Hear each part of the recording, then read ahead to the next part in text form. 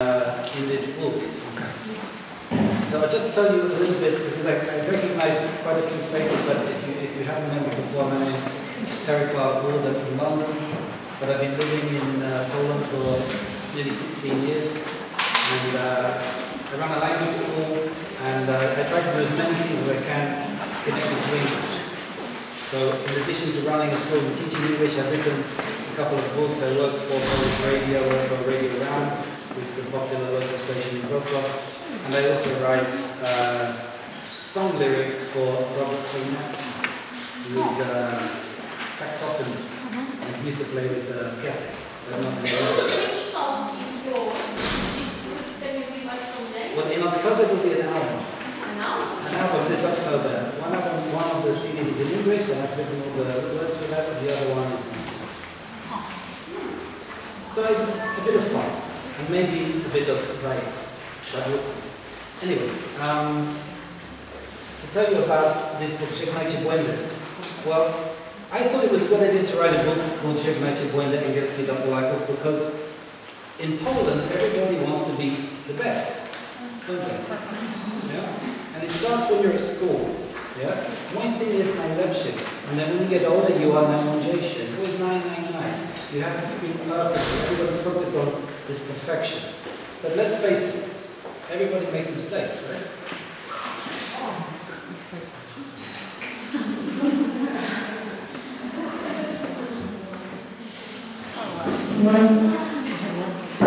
The big problem is that when you make a mistake, there's this immediate, oh, sure.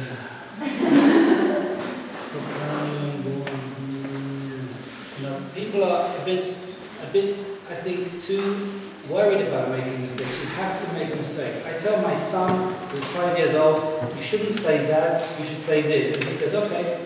You say that to somebody learning English, and then this can often be the case. You have to make mistakes in order to learn. It doesn't matter if you're talented or not. It's all about accepting that.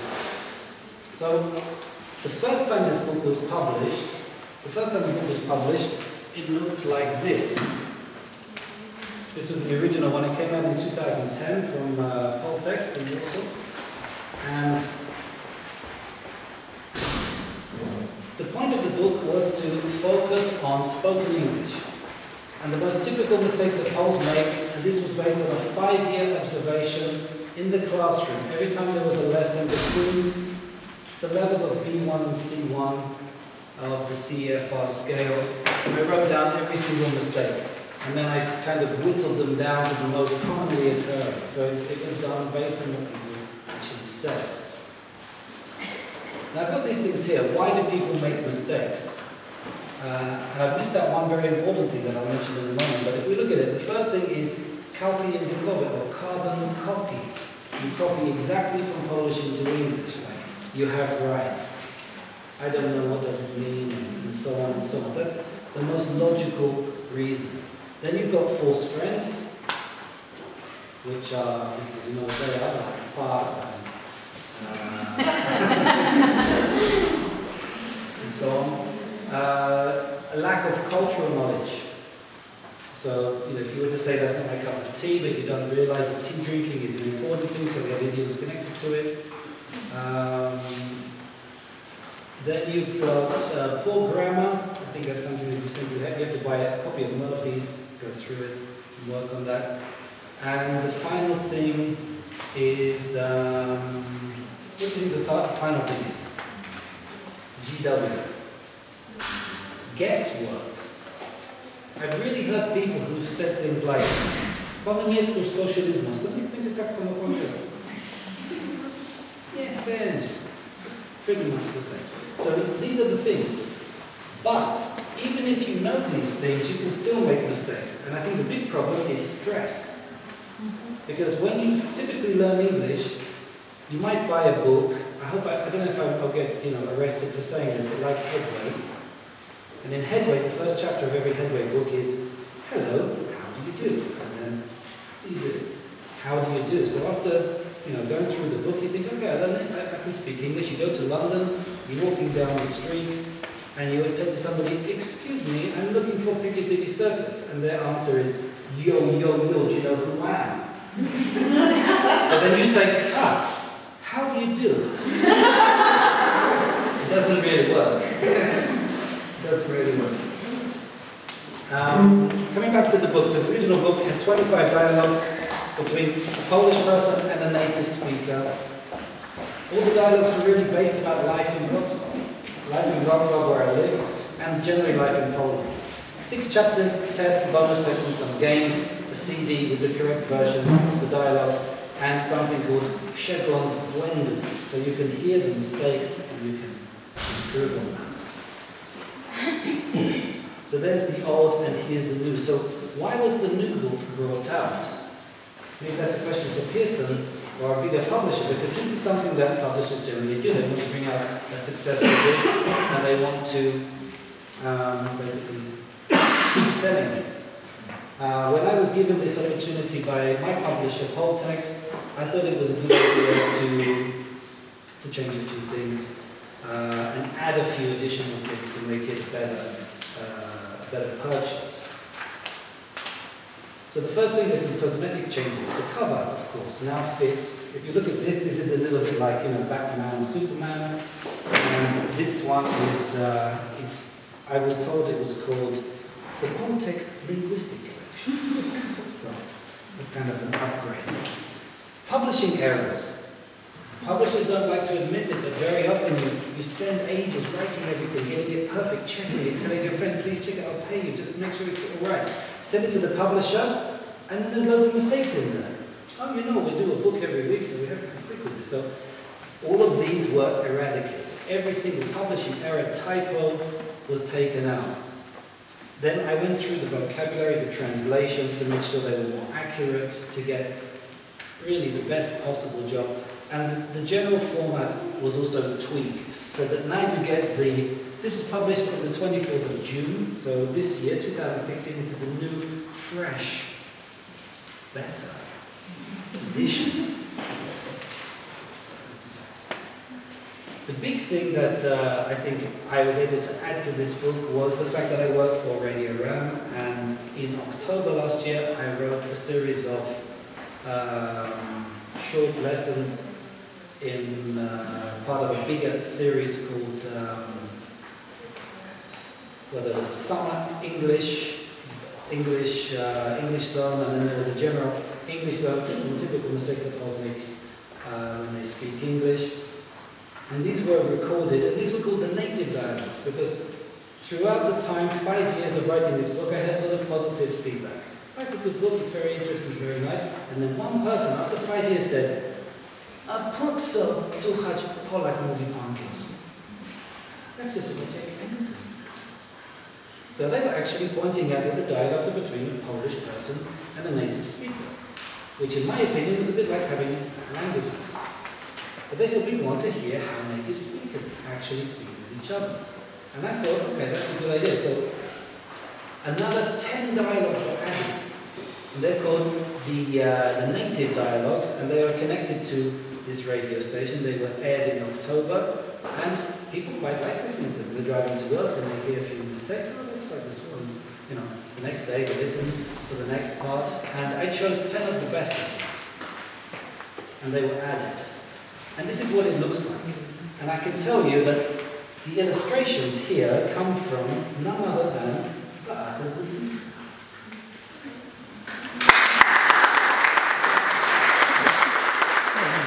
And I can tell you, Beata is definitely a woman of great integrity, because she said, let me look at the ones I did 5 years ago to make sure that they're going to be consistent with the new ones I'm writing, down to the same pen being used. So everything was done really nicely. The added value of the native dialogues is this kind of cultural knowledge that is difficult to grasp if you're not English, unless you've lived in England for a long time. So for example, if you speak good English, you're not making mistakes, you could make cultural mistakes. For example, give me your coat, sit down, drink, you want to drink something? For an English person, hearing that, I think, oh my God, I've gone to the wrong place. You would seriously, would you rather hear something like, hello, can I take your coat, please? That's not being polite, that's normal. That's not like, oh, you're so polite. You say, can I take your coat? You don't say, give me your coat. Can I take your coat? Can I offer you something to drink? This is completely normal. But very often you go to somebody's home and they're not being rude. They're like, give me your coat. Sit there. Coffee or tea? Coffee, please. And they give you a black coffee. But I wanted milk. You didn't say. How do you take it? Right? That doesn't happen. So these cultural things are quite useful. So if you're dealing with English people, you can offend them, not because you're nasty or you're not well cultured, but because you may not realize that we are incredibly sensitive about these issues. So that's the addition there. So just to sum everything up, if you were to get this book, Żegnajcie Błędy, which we have some over here on sale, it's fully revised, corrected and improved. There's 35 dialogues now and not 25 as there were previously. You've got these cultural tips on language use. There's a new format, a new cover, and it's even bigger. It's 260 wonderfully printed pages. So if anybody's interested, please come over here and have a look. Jako autor nie zauważysz oczywistych rzeczy, tak? Każdy z tych dialogów ma też taki słownik. To jest bardzo wygodne. Nie wiem, czy pamiętacie Małgorzatę Cieśnik, taką autorkę z lat 90. Tak, ja to bardzo lubiłam. Moja matura. Prawda?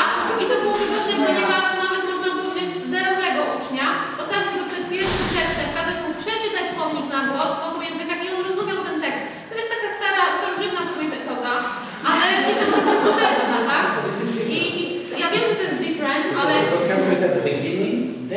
No tak, okej, dobra. No to najpierw jest słownik, a potem jest kontekst, a potem są ćwiczenia.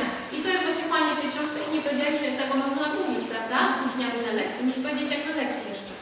I każdy dostanie autograf, jeśli chce sobie dzisiaj kupić, jaką cenę oferujesz. Dzisiaj. Well, I've got a very good offer because I've got a second book, this one about songs for young children in English, very interesting method. And you can buy the two of them together for 50 zlotys. Widzę, że uczysz się od najlepszych, bo trochę nauczycielem, wydaje się.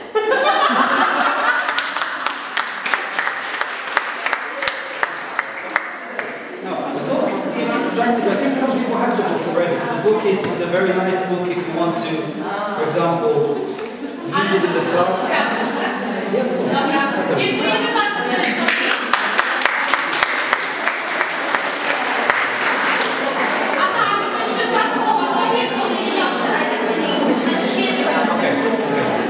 Słuchajcie, dwa słowa o bardzo fajnej książce, której używałam cały Boży rok w oddziale przedszkolnym. Naprawdę bardzo fajnie się sprawdza. This book actually was the best-selling book by Poltex in 2015. It was published in March. The book is now in, they were so quick to make, you know, they're like, it's selling, let's make another version, a cheaper one, a bit longer. So there was this one which is hard cover, and then they made the soft cover. Probably for Biedronka. The book, if you teach young children, the book is very useful because it convinces the parents. If you've ever met parents who say, it's your job to teach the children English, I don't know anything. The parents could learn songs in this book because they've got actually 7 words in a song. 7 words in a song, and from 7 words in a song upwards. The song is based on the 25 words of children first learning English, based on a 20-year study by American professor of child psychology, Leslie Riscola. All of those 25 words were then used in songs, and these songs were specially written. They're not like traditional songs that you would find. And the songs were written really with a focus on not just the children, but the parents. Because very often when you have songs for children, the children quite like them and you don't. And what you don't realize is that the children are watching your reaction. And it is like, and they're like, to jest dla ciebie, kochanie. Soon enough the child will say, well, if mommy doesn't want to listen to it, why should I? These songs are for mommy as well.